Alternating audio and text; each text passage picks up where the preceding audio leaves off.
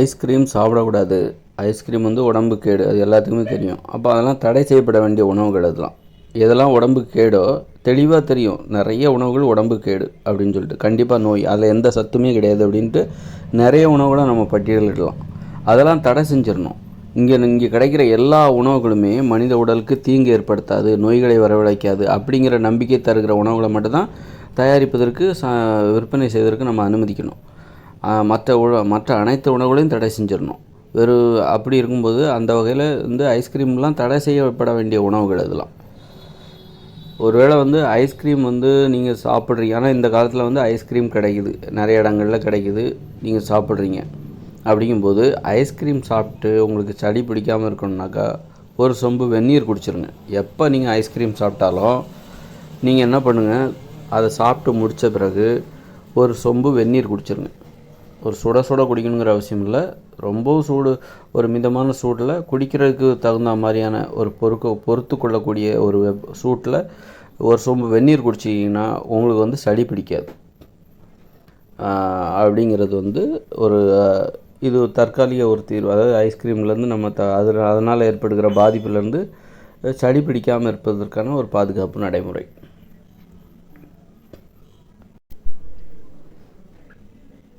அதுக்காக வந்து அப்போ வந்து வெந்நீர் குடிச்சிக்கலாம், ஐஸ்கிரீம் நல்லா சாப்பிட்லாம், உடனே அதை முடிச்சிட்டதுக்கப்புறம் நம்ம வெந்நீர் குடிச்சிட்டா சரியாக போயிடும் அப்படின்னு நினைக்காதீங்க.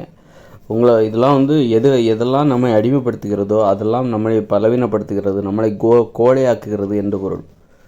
நம்மளை அடிமைப்படுத்துறது இல்லை. இந்த மாதிரியான உணவுகள்லாம் இருக்குல்ல, சோறு, பூரி, பொங்கல், பிரியாணி, ஐஸ்கிரீம், பழைய சாதம், தோசை, இட்லி, இதெல்லாம் நம்மளை அடிமைப்படுத்தக்கூடிய கேக்கு, சமோசா, பரோட்டா, இதெல்லாம் நம்ம அடிமைப்படுத்துது அப்படின்னா நம்மளை பலவீனப்படுத்துது, நம்மளை கோழையாக்குகிறது, நமக்கு வந்து மன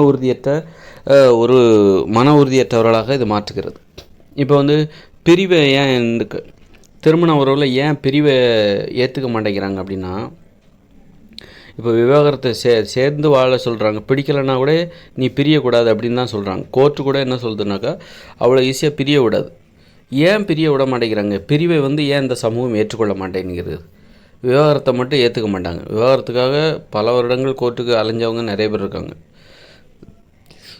ஒரு கல்யாணம் கூட நீங்கள் ஈஸியாக பண்ணிடலாம். ஆனால் பிரியறதுக்கு இங்கே அனுமதிங்கிறது ரொம்ப அவ்வளோ ஈஸியாக கிடைக்காது. நிறைய செலவு பண்ணணும், அது ரொம்ப கஷ்டமாக மாற்றி வச்சுருக்காங்க. ஏன் பிரிவை ஏற்றுக்க மாட்டேங்கிறாங்கன்னா மன உறுதி இல்லை. சேர்றதுக்கு மன உறுதி தேவையில்லை, பிரிவதற்கு மன உறுதி தேவை. பிரிய வேண்டும், பிரிவை ஏற்றுக்கொள்வதற்கு உங்களுக்கு மன உறுதி தேவை. உங்கள் வீட்டில் ஒரு திருமணத்தில் விவாகரத்து யாராவது பண்ணுறாங்க அப்படின்னா அதில் நியாயம் இருந்ததுன்னா அதை ஏற்றுக்கிறதுக்கு உங்களுக்கு மன உறுதி தேவை. ஏன் மன உறுதி இல்லை? அப்போ இப்போ பெரும்பாலான மக்களுக்கு மன உறுதியே இல்லை. ஏன்னா உணவு முறை தான் காரணம். நாம் சாப்பிட்ற உணவு முறை இருக்குல்ல, அது நமக்கு மன உறுதியை தருவதில்லை. ஏன்னா அது நம்மளை அடிமைப்படுத்து. உணவுன்னா என்னென்னா கஷ்டப்பட்டு சாப்பிட்ற மாதிரி இருக்கணும். அதாவது நம்ம உணவு சாப்பிடுவதற்காக கஷ்டப்படணும், அதுவும் உழைப்பு தான். இப்போ வந்து மாடு புல்லை திங்குது, அந்த புல் என்ன அவ்வளோ சுவையாக இருக்குது? மாடு புல்லை திங்குது, ஆடு இலைதழைகளை திங்குது, அதில் என்ன அவ்வளோ சுவையாக இருக்குது? சிங்கம் வந்து மாமிசத்தை சாப்பிடுது, பச்சை மாமிசத்தில் அப்படி என்னங்க சுவை இருக்குது? இனிப்பாக இருக்கும். அது என்ன சாக்லேட்டா? ஆனால் அப்படின்னா அது சுவையே இல்லை, அதில் வந்து பெரிய சுவையெல்லாம் இல்லை. நீங்கள் பச்சை கறிய மாமிசத்தை வாயில் வச்சாலே வாந்தி வந்துடும். புல்லை உங்களால் சாப்பிட முடியுமா? ஆனால் மாடு சாப்பிடுது, வயிறு நிறைய சாப்பிடுது. அப்போ உணவு உண்பது என்பது கஷ்டமான ஒரு வேலை. அதை நம்ம எளிதாக மாற்றி வச்சுருக்கோம். அதற்கு நம்ம அடிமையாக வேறு நம்ம ஆகிட்டோம். நம்மளால் அந்த மாதிரி நம்ம உணவு முறை என்பது கஷ்டமாக இருக்கணும். மாடு புல்லை தின்பதை போல், ஆடு இலைத்தலைகளை தின்பது போல், மிருகங்கள் பச்சை மாமிசத்தை தின்பதை போல் நமக்கு உணவு உண்பது என்பது நமக்கு கடினமாக இருக்க வேண்டும். அது அவ்வளோ கஷ்டமாக இருக்கணும். ஆனால் நம்ம என்ன பண்ணி வச்சுருக்கோம், ஆனால் புல்லை திங்குது, மாடு புல்லை திங்குது, கஷ்டப்பட்டு சாப்பிடுது. ஆனால் அந்த புல் அதுக்கு சத்தை தான் கொடுக்குது, கஷ்டப்பட்டு சாப்பிடுது.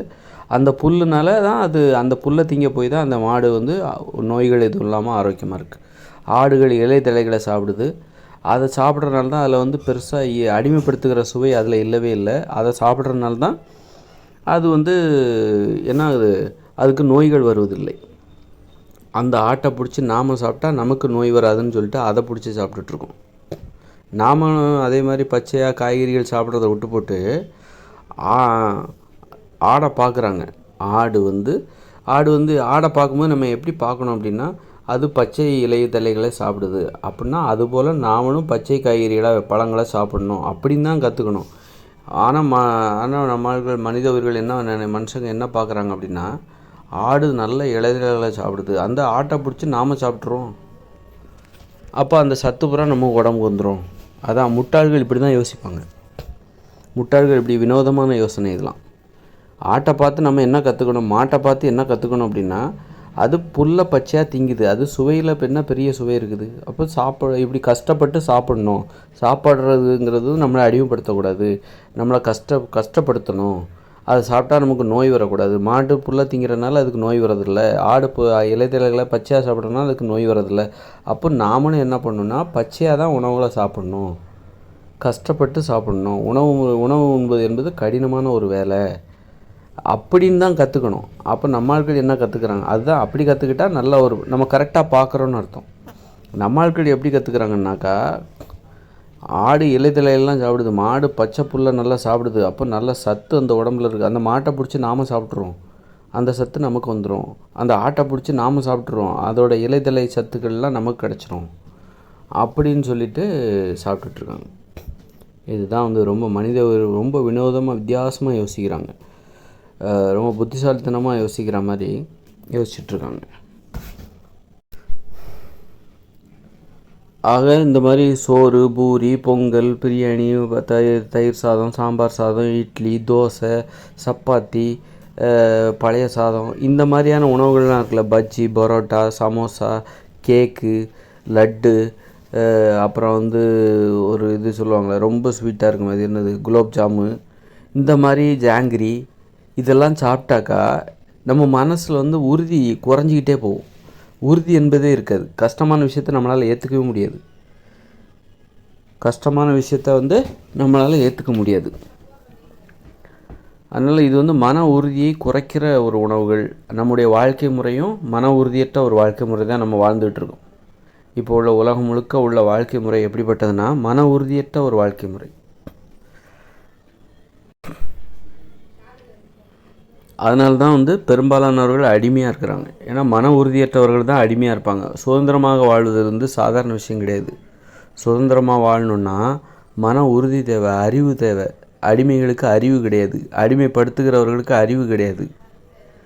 அதனால் அதுக்கு நாம் ஏன் அடிமைகளாக இருக்கோம், ஏன் அடிமைப்படுத்துகிறோம், சர்வாதிகாரிகளாக ஏன் இருக்கிறோம், அடிமைத்தனத்தை ஏன் விரும்புகிறோம், கொண்டாடுறோம் அப்படின்னா, நம்முடைய உணவு முறை அதற்கு ஒரு காரணம்.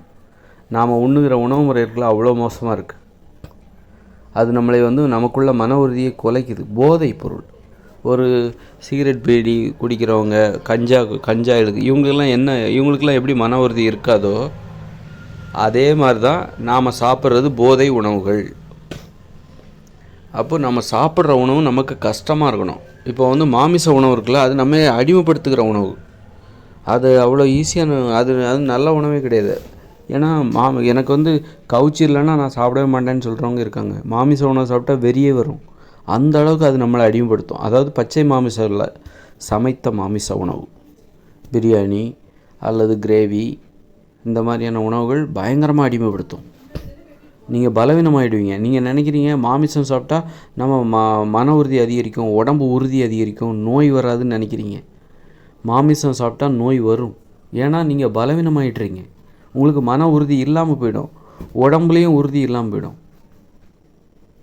மாமிசம் சாப்பிட்டால் உங்களுக்கு மன உறுதி இருக்காது, நீங்கள் குற்றவாளி ஆகிடுவீங்க. குற்றவாளிகள் பார்த்தீங்கன்னு வச்சுங்களேன், பயந்துக்கிட்டே தான் இருப்பாங்க. குற்றவாளிகள் குற்ற உணர்வோடு தான் வாழ்வாங்க. நாம் குற்றவாளிகள், மாமிசம் சாப்பிடுகிற அனைவரும் குற்றவாளிகள். குற்றவாளிகள் அநீதிக்கு எதிராக குரல் கொடுக்க மாட்டாங்க, கோழைகள். ஒரு பிரச்சனைன்னு வந்தாக்கா அவங்க குற்றவாளிகள் தான் அதுக்கு காரணம். அப்போ அவங்க என்ன பண்ணுவாங்க, ஒரு தீமைக்கு தான் உதவியாக இருப்பாங்க. அதனால் மாமிசம் சாப்பிட்டா நோய் எதிர்ப்பு சக்தி அதிகரிக்கும், உடம்பு ஆரோக்கியம் அதிகரிக்கும்னு நினச்சிட்ருக்காங்களா அப்படின்னா, சீனாக்காரங்களுக்கு தான் உடம்பு ஆரோக்கியம் அதிகமாக இருக்கணும். உலகத்தில் இல்லாத எல்லாத்தையும் எல்லா உயிரினத்தையும் பிடிச்சி திங்கிற ஒரே ஆட்கள் யாருன்னா சீனாக்காரங்க தான். அங்கே தான் பார்த்தீங்கன்னாக்கா என்ன இருக்குது, அவ்வளோ நோய், கொரோனா நோயே அங்கே தான் உருவாச்சுது. அவங்க அடிக்கடி மூஞ்சில் மாஸ்க் போட்டு அலையிறாங்க. அப்போது இதிலேருந்தே நம்ம தெரிஞ்சுக்கணும், மாமிசம் சாப்பிடுவதால் உங்களுக்கு நோய் எதிர்ப்பு சக்தி அதிகரிக்காது. அதனால் எந்த பிரயோஜனமும் கிடையாது. மன உறுதி குறைய தான் செய்யும். பலவீனம், நீங்கள் அடிமையாகிடுவீங்க. அடிமைத்தனம் தான் அதிகரிக்கும். இந்த இயந்திர அறிவியல் உலகத்துக்கு அடிமைத்தனம் தான் இங்கு வலிமையாக போற்றப்படுகிறது. அடிமைத்தனம் தான் வலிமையாக தெரிகிறது. ஒரு சுதந்திரமாக இருக்கிறாங்கள, சுதந்திரத்தை விரும்புகிறவர்கள் இந்த உலகத்தில் மதிக்கப்படுவதில்லை. யார் இங்கே போற்றப்படுகிறார்கள் அப்படின்னா, அடிமைத்தனத்தை விரும்புகிறாங்க பார்த்தீங்களா, அவங்கள தான் இப்போ ஒரு கணவன் மனைவி சண்டை, அந்த பொண்ணு நான் இவங்களோட வாழ மாட்டேன்னு சொல்கிற பொண்ணை இங்கே யாரும் கொண்டாட மாட்டாங்க. அவளுடைய முடிவை யாரும் இங்கே வரவேற்க மாட்டாங்க. அதே இது நீ அடித்தாலும் பிடிச்சாலும் நான் உங்கூட தான் இருப்பேன், நீ என்ன தீய மண்ணை ஊற்றி கொளுத்தினாலும் நான் உங்கூட தான் இருப்பேன் அப்படின்னு சொல்லிட்டு உறுதியோடு ஒருத்தி இருக்கா பாருங்க, அவளை தான் இந்த உலகம் கொண்டாடும். ஆனால் அவளை தான் கடைசியில் என்ன பண்ணுவாங்க, வன்முறை முற்றி போய் சிலிண்டர் வெடித்து அந்த பொண்ணு இறந்து போயிடுவாள். அல்லது கணவன்காரன் என்ன பண்ணுவான், அவள் மேலே மண்ணெண்ணெய் ஊற்றி கொளுத்தி விட்டுருவான், கொலை பண்ணிடுவான். ஆனால் அப்படிப்பட்ட பெண்களை தான் நீ கொலை பண்ணுவான்னு தெரிஞ்சும் அப்படி கணவனோட வாழ்கிறவளை தான் இந்த உலகம் கொண்டாடுகிறது. அடிமைத்தனத்தை கொண்டாடுகிற உலகம் இது. அடிமைத்தனத்துக்கு என்ன தேவைன்னா, மனதில் உறுதி இருக்கக்கூடாது, பலவீனம் தான் இருக்கணும், மற்றவங்களை சார்ந்து இருக்கணும், தனித்து நிற்கிற அந்த திறன் இருக்கக்கூடாது. யார் அடிமைகள் என்றால் தனித்து நிற்க முடியாமல் பிறரை சார்ந்திருப்பவர்கள், பிறரை அண்டி பிழைப்பவர்கள், அவங்க தான் அடிமைகள். இங்கே அடிமைத்தனம் தான் இங்கே போற்றப்படுகிறது. நீ எனக்கு அடிமையாக இருக்கிறாயா, பிரச்சனை என்று ஒன்று, நான் உன்னை அடிப்பேன் உதைப்பேன், என்னை விட்டு போய்விடாதே, உன்னை நான் மதிக்க மாட்டேன், நீ என்னை விட்டு போய்விடாதே. இதுதான் அப்போ நீ போகலன்னா உன்னை நான் பெருமையாக பேசுவேன். நான் எவ்வளோ அடிச்சிருக்கேங்க, தூக்கி போட்டு மிதிச்சிருக்கேன், அப்போ கூட அவள் என்னை விட்டு போகல, சும்மா என்ன அடிப்பேன், டெய்லி அடி எவ்வளோ கேவலமாக நடத்தியிருக்கேன், எவ்வளோ அவமானப்படுத்தியிருக்கேன், அப்போ கூட அவள் என்னை விட்டு போகல அப்படின்னு சொல்லிட்டு, அப்போ அந்த புகழ்ச்சி அந்த பெண் அவளுக்கு ரொம்ப நம்ம இவ்வளோ தூரம் அடி வாங்கினதுக்கு இது நமக்கு ஒரு நல்ல ஒரு புகழாரம் கிடச்சிருச்சு, இந்த புகழ்ச்சியை பெறணுக்கிறதுக்கு தான் அவ்வளோ அடி வாங்கினோமா நம்ம அப்படின்னு சொல்லிட்டு அவளுக்கு அவ்வளோ சந்தோஷம் ஏற்படும். அடிமைத்தனத்தை கொண்டாடுகிற உலகம், அதற்கு இந்த உணவு முறை காரணம். அதனால தான் இந்த உணவை கொண்டாடுறாங்க. அடிமைகளை கொண்டாடுகிற உலகம், அடிமைத்தனத்தை கொண்டாடுகிற உலகம் இது. அதனால்தான் அந்த அடிமைத்தனத்துக்கு என்ன காரணம், மன உறுதி இருக்கக்கூடாது. மன உறுதியை குலைக்கிற உணவுகள் தேவை. நீங்கள் உங்களை அடிமைப்படுத்துகிற உணவுகள் இங்கு கொண்டாடப்படுகிறது, விருந்துகளில் வைக்கப்படுகிறது, விருந்து உபகச்சாரங்களில் பரிமாறப்படுகிற உணவுகள், அதுக்கு ஒரு கௌரவம் கொடுக்குறாங்க. திருமண விருந்தில் இது வைக்கிறாங்க, அந்த உணவு வைக்கிறாங்க. யாரும் பழங்களையோ அல்லது பச்சை காய்கறிகளோ வைக்கிறது இல்லை, அந்த அடிமைப்படுத்துகிற உணவுகளை வைக்கிறாங்க. அடிமைத்தனம் தான் இங்கே போற்றப்படுகிறது. பலவீனம் மற்றவங்கள மன உறுதியை இழக்க செய்கிற உணவுகளை தான் இங்கே முக்கியத்துவம் கொடுக்குறாங்க. அதுக்கு தான் மதிப்பு. யார் அடிமையாக இருக்கிறாங்களோ அவங்க தான் இங்கே உயர்ந்தவர்கள், தியாகிகள் அப்படின்னு சொல்லிட்டு அடிமைத்தனத்தை கொண்டாடுகிறார்கள். அடிமைத்தனத்தை ஏற்படுத்துகிற உணவுகளையும் கொண்டாடுகிறார்கள், பெருமையாக பேசுகிறாங்க. அந்த உணவுகளை கொடுப்பதற்கு பெருமையாக பேசுகிறாங்க. அதனால் இந்த உணவுகளை நம்ம நீங்கள் சுதந்திரமாக இருக்கணும்னு நினைக்கிறீங்களா, சுய சிந்தனை உங்களுக்கு வேணுமா, உங்களுக்கு மூட நம்பிக்கைகள் இருக்கக்கூடாது அப்படின்னா நீங்கள் இந்த சோறு, பூரி, பொங்கல், தோசை, இட்லி, பழைய சாதம், பிரியாணி, சப்பாத்தி, பரோட்டா, இடியாப்பம், பப்ஸு, கேக்கு, பூந்தி, லட்டு இதெல்லாம் சாப்பிடாதீங்க. குலோப்ஜாம் இதெல்லாம் சாப்பிட்றாதீங்க. ஜாங்கிரி இதெல்லாம் சாப்பிட்றாதீங்க. இதெல்லாம் உங்களுக்கு ஐஸ்கிரீம் இதெல்லாம் சாப்பிடாதீங்க. பாயாசம் இதெல்லாம் சாப்பிடாதீங்க. சாப்பிட்டீங்கன்னா உங்களுடைய மன உறுதி குறையும், நீங்கள் அடிமையாகிடுவீங்க, நீங்கள் சுயமாக சிந்திக்கவே முடியாது. நீங்கள் ஒரு குற்ற உணர்ச்சியோடு தான் வாழணும். நம்மளால் தனித்து நிற்க முடியலையே, நாம் ஒரு அடிமையா அப்படிங்கிற அந்த குற்ற உணர்ச்சியோடு தான் நீங்கள் வாழணும், வேறு வழியே கிடையாது. நீங்கள் இதெல்லாம் நான் சொல்கிற அந்த சோறு, பூரி, பொங்கல் இந்த மாதிரி வகைரா உணவுகளை சாப்பிட்டுட்டு உங்களால் சுயமாக சிந்திக்கவே முடியாது. சுயமாக சிந்திக்கணும், உண்மையை பற்றி சிந்திக்கணும், இந்த இயற்கையை பற்றி சிந்திக்கணும், அதோட உண்மை, அது பற்றின உண்மைகள் என்ன, அதெல்லாம் பற்றி சிந்திக்கணுன்னாக்கா அது சார்ந்த உணவுகளை உண்ணணும். சும்மா சிந்திச்சிட முடியாது. நல்ல சோறு பூரி பிரியாணின்னு சாப்பிட்டுவிட்டு நான் இயற்கையை பற்றி யோசிப்பேன்னா அப்படிலாம் யோசிக்கவே முடியாது. அதற்குன்னு ஒரு முறை இருக்குது, உணவுகள்லாம் இருக்குது. இயற்கை உணவுகளை சாப்பிட்டா மட்டும்தான் இயற்கையாக நாம் என்ன உணவுகளை சாப்பிட வேண்டுமோ இயற்கை நமக்கு என்ன உணவுகள் சாப்பிடணும்னு விதிக்கப்பட்டிருக்கோ, இயற்கை விதிமுறைப்படி நாம் என்ன உணவுகள் உண்ண வேண்டும் என இயற்கை விதிமுறையில் இருக்கிறதோ அப்படி நாம் சாப்பிட்டா மட்டும்தான் இயற்கை பற்றி யோசிக்க முடியும். இயற்கை பற்றிய உண்மைகள் நமக்கு தெரிய வரும். ஆக உணவுக்கும் நம்முடைய சிந்தனைக்கும் அவ்வளோ நெருங்கிய தொடர்பு இருக்குது. மாட்டுக்கறி சாப்பிட்றதோ ஆட்டுக்கறி சாப்பிட்றதோ வீரமான செயல்னு நினைக்காதீங்க. அது அடிமைத்தனமான செயல், அடிமைகளின் வீரம். அது அடிமைத்தனமான வீரம், சுதந்திரம் இல்லாதவர்கள் சாப்பிடுகிற ஒரு உணவு முறை, நம்மளை பலவீனப்படுத்துகிற உணவு முறை அது.